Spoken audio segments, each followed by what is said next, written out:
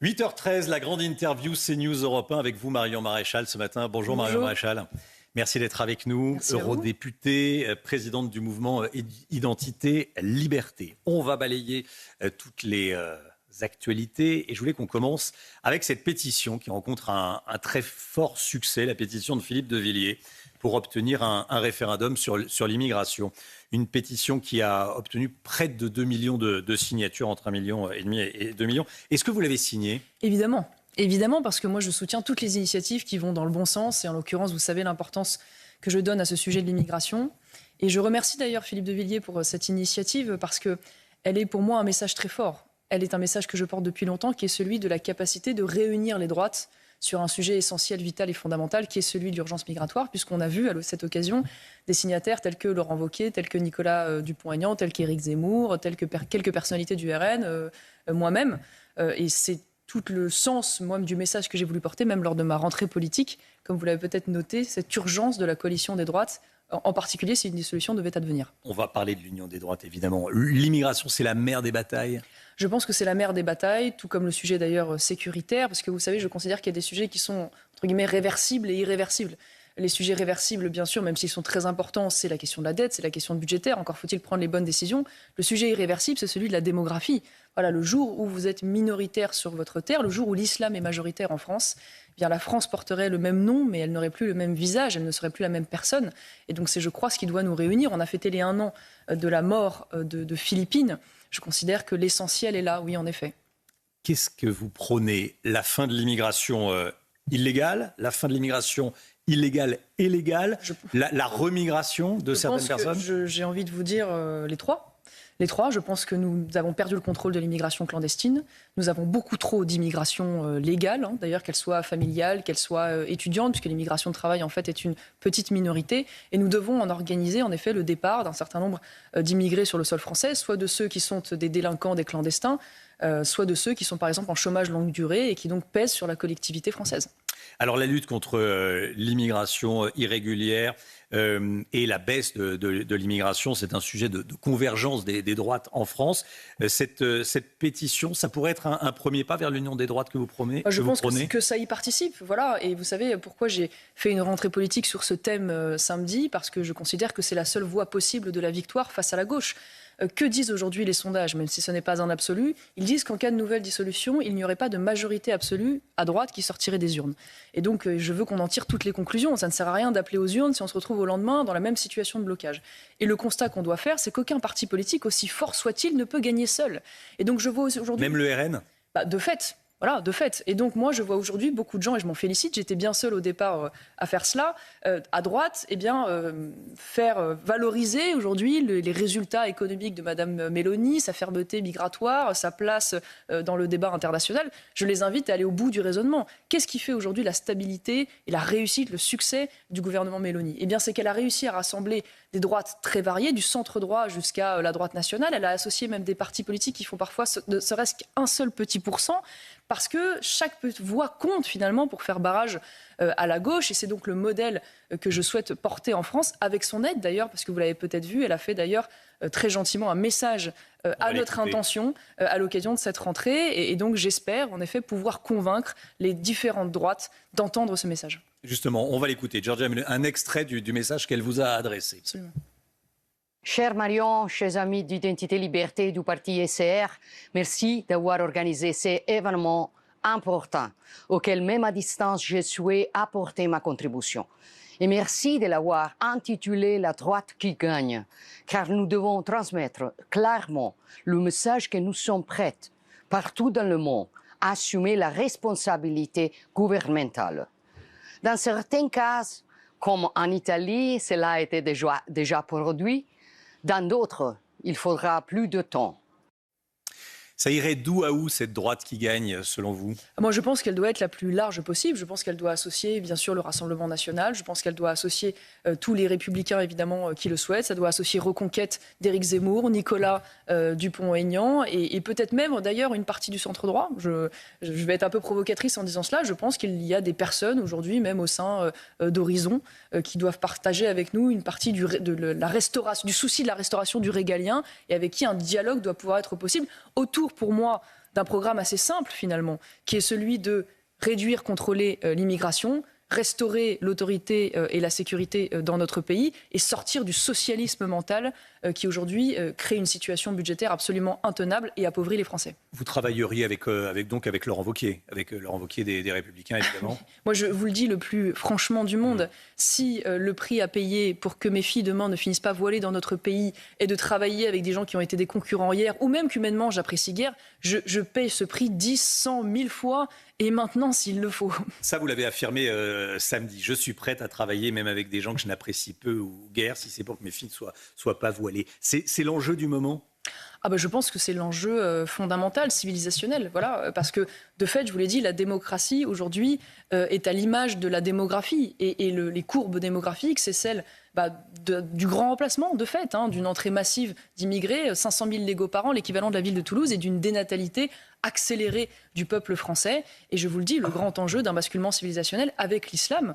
Et l'islam, vous le savez, aujourd'hui, est un fonctionnement, on va dire, des valeurs, des mœurs qu'il importe, qui ne sont pas en partie compatibles avec les nôtres. Alors concrètement, comment vous pourriez réussir et comment vous allez œuvrer pour former cette coalition des droites ? Vous allez rejoindre un parti ? Vous savez, déjà, on y parvient de fait en partie au Parlement européen. Moi, j'appartiens à un groupe avec les Italiens de Fratelli d'Italia de Meloni, qui s'appelle les conservateurs européens, qui travaillent d'ores et déjà avec le groupe dit PPE, dans lequel se trouvent par exemple les Républicains. Entre guillemets classique. Le centre-droit, voilà, disons simple.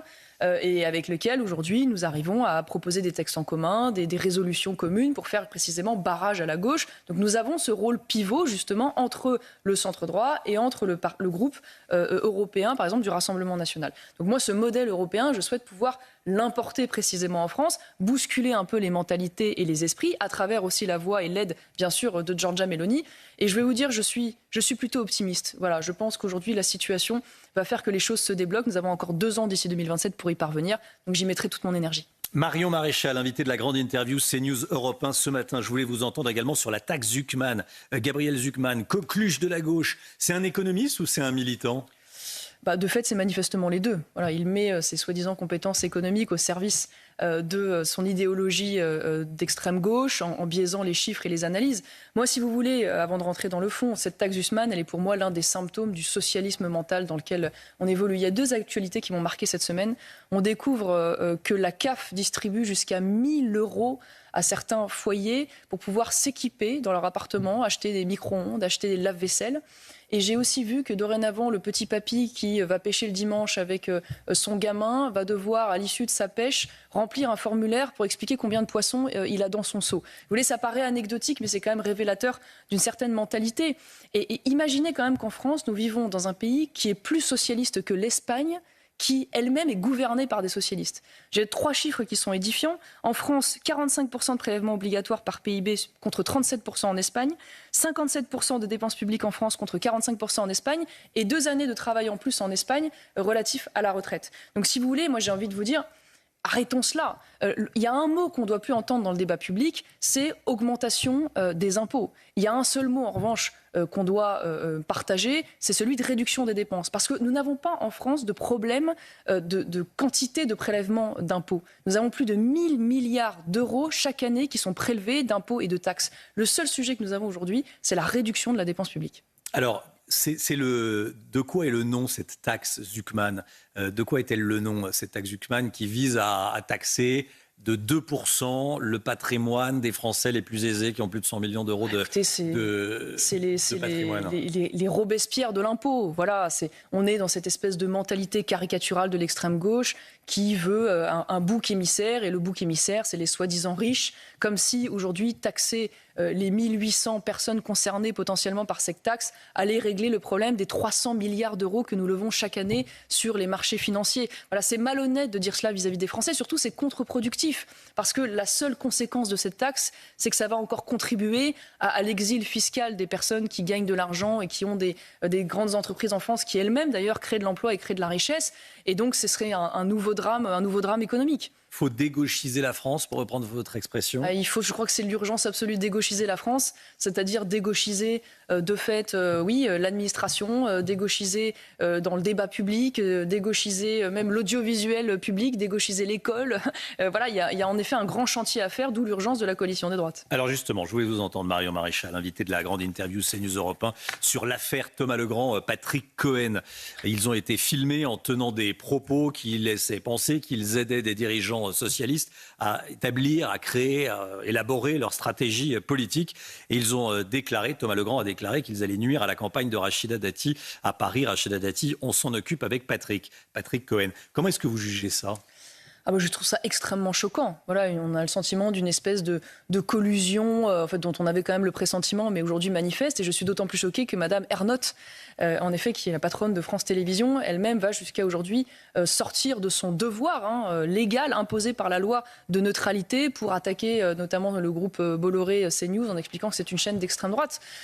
J'ai vu même le traitement de l'hommage à Charlie Kirk hier sur France 5, donc encore le service public, une journaliste qui explique que ce rassemblement lui rappelle les rassemblements nazis. Imaginez au moment où la femme de Charlie Kirk, au même instant, fait un discours extrêmement émouvant dans lequel elle dit pardonner au meurtrier de son mari et appeler à ne pas répondre à la haine par la haine. C'est ça donc les nazis. Donc moi j'ai une proposition à faire à tous ces gens. Écoutez, démissionnez de vos postes, montez une chaîne publique, voilà, je ne sais pas, appelez ça Gauche News, tiens, voilà, G-News. Et puis demain, faites-vous financer par Monsieur Pigasse, faites-vous financer par Monsieur Soros, et puis on verra voilà, le public que vous avez. On verra le succès qui sera le vôtre. Mais arrêtez de jouer avec l'argent des Français pour faire votre propagande et faire part de votre idéologie parce que c'est absolument insupportable et c'est même extrêmement choquant. Delphine Ernotte peut rester à la tête de France Télévisions après avoir accusé CNews d'être une chaîne d'opinion d'extrême droite, alors que c'est une chaîne d'opinion, mais avec un S, il y a toutes les opinions. Elle doit démissionner, ça me paraît absolument évident. Elle viole de manière absolument flagrante l'article 25 d'une loi qui date de 1983, qui impose à tous les fonctionnaires, et encore davantage quand ils sont à ce niveau de responsabilité, évidemment une neutralité et un devoir de réserve. Je trouve qu'il y a une espèce de décomplexion totale aujourd'hui de cette gauche au sein de l'audiovisuel public qui me convainc encore davantage de devoir demain privatiser cet audiovisuel public qui, là encore, je le rappelle, coûte 4 milliards d'euros chaque année aux Français. Marion Maréchal, eurodéputée, présidente du mouvement Identité Liberté, invitée de la grande interview CNews Europe 1. L'actualité internationale aujourd'hui, c'est Emmanuel Macron qui va reconnaître un État palestinien lors de l'Assemblée générale des Nations unies à New York. Il ne le conditionne pas à la libération des derniers otages encore retenus par le Hamas à Gaza. Il ne conditionne à la libération des otages que la construction d'une ambassade en Palestine, et il vient de le déclarer. Il a fait évoluer sa position ces dernières heures. Quelle stratégie voyez-vous derrière cette position de la France ? Écoutez, déjà, c'est un triste jour pour la France. Voilà. Et moi, je tiens à dire qu'Emmanuel Macron ne fait pas ça en mon nom. En tout cas, c'est absolument certain. Le prétexte donné à cela est de soi-disant vouloir influencer la politique de Netanyahou. Je crois que le seul résultat, en réalité, sera de récompenser les attaques monstrueuses, terroristes du 7 octobre et donc de récompenser le Hamas. Évidemment qu'il aurait fallu conditionner cette éventuelle reconnaissance de l'État palestinien à la libération des otages, au désarmement du Hamas, à l'organisation d'élections libres dans lesquelles, bien sûr, le parti politique Hamas n'aurait pas pu se présenter.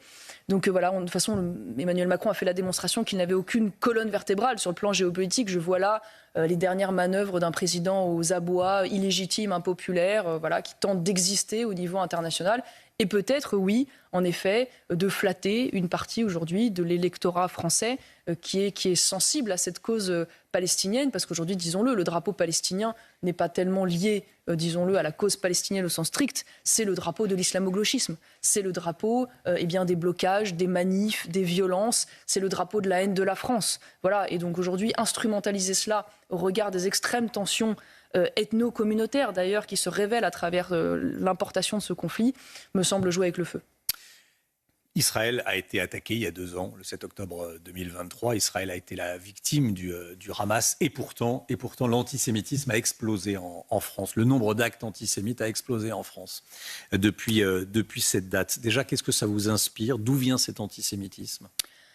Et ensuite, comment fait-on pour lutter contre ? Évidemment, comme je vous disais, l'importation aujourd'hui de ce conflit en France, l'instrumentalisation particulièrement détestable d'une partie de la classe politique, je pense notamment à l'extrême gauche, qui j'imagine y voit une aubaine électorale parce qu'il considère qu'aujourd'hui, l'ambiguïté sur l'antisémitisme ou la valorisation de la cause palestinienne est une manière de parler à une partie de l'électorat musulman pour qui ce sujet est central. C'est pas moi qui le dis d'ailleurs, c'est les différents sondages d'opinion qu'on voit sur le sujet. Le problème, c'est que à travers cela, on voit l'accélération aujourd'hui du départ des Français, de nos compatriotes français de confession juive, qui ne se sentent plus en sécurité sur le sol français, comme d'ailleurs au-delà des Français de confession juive, l'ensemble des Français.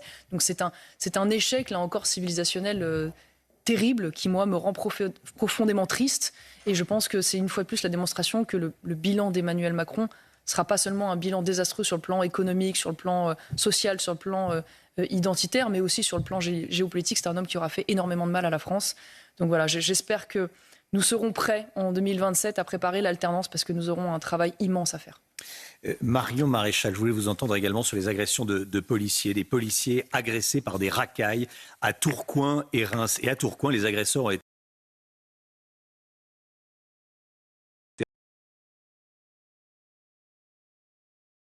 relâchés par les juges. Comment est-ce que vous avez réagi quand vous avez appris ça ?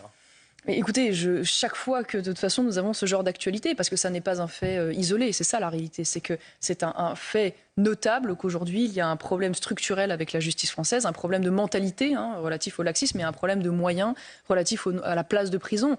Donc moi je veux bien à un moment donné qu'on durcisse systématiquement les lois, mais il faut savoir que la loi pénale est déjà extrêmement dure. Moi je pense que nous avons d'abord et avant tout un problème de place de prison et nous avons un problème de formation de nos juges et de mentalité de nos juges. Et donc je crois que c'est là qu'il faut d'abord s'atteler à la tâche en préparant demain une nouvelle génération, si je peux dire, de magistrats qui soient plus soucieux du bien-être des victimes et de la défense de l'autorité de l'État que l'excuse donnée aux criminels et aux délinquants. Marion Maréchal était l'invitée de la grande interview CNews Europe 1. Merci à vous. Merci à vous. Bonne journée et à bientôt. Bonne journée.